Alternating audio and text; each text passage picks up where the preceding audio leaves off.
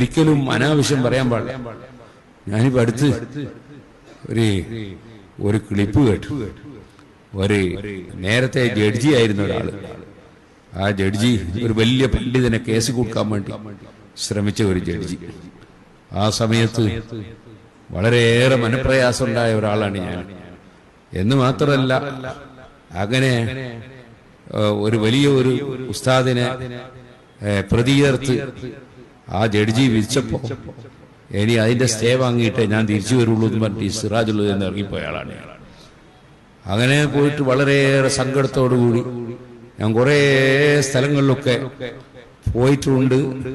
കുറേയേറെ വക്കീൽമാരൊക്കെ കണ്ട് വർക്ക് ചെയ്തിട്ടുണ്ട് അൽഹംദുലില്ലാ. അന്ന് അങ്ങനെ ഒരു തൃശ്ശൂരിൽ ഇങ്ങനെ സങ്കടത്തോടുകൂടി ഡ്രൈവർ അബ്ദുറഹ്മാൻ ഉണ്ടെന്ന് എനിക്ക് തോന്നി.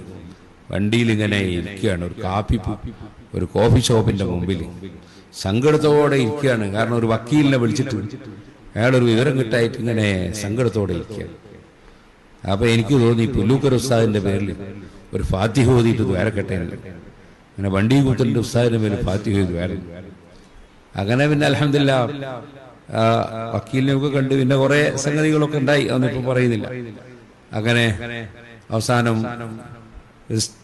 ആ കോടതിയിൽ നിന്ന് അദ്ദേഹത്തിന്റെ ആ പ്രതി ചേർത്ത വിധി അതിനെ കോടതി എടുത്ത് വലിച്ചെറിഞ്ഞ് അദ്ദേഹത്തെ നിശിതമായി വിമർശിച്ചുകൊണ്ട് കോടതിയിലെ ജഡ്ജി തന്നെ, ഹൈക്കോടതി ജഡ്ജി തന്നെ വിധി പ്രഖ്യാപിച്ചു.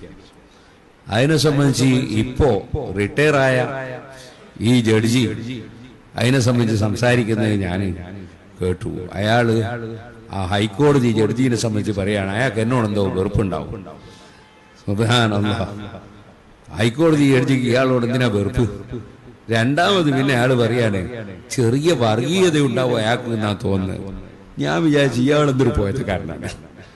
കാരണം ആ ജഡ്ജിക്ക് അയാളൊരു അമുസ്ലിമായ ജഡ്ജിയാണ്.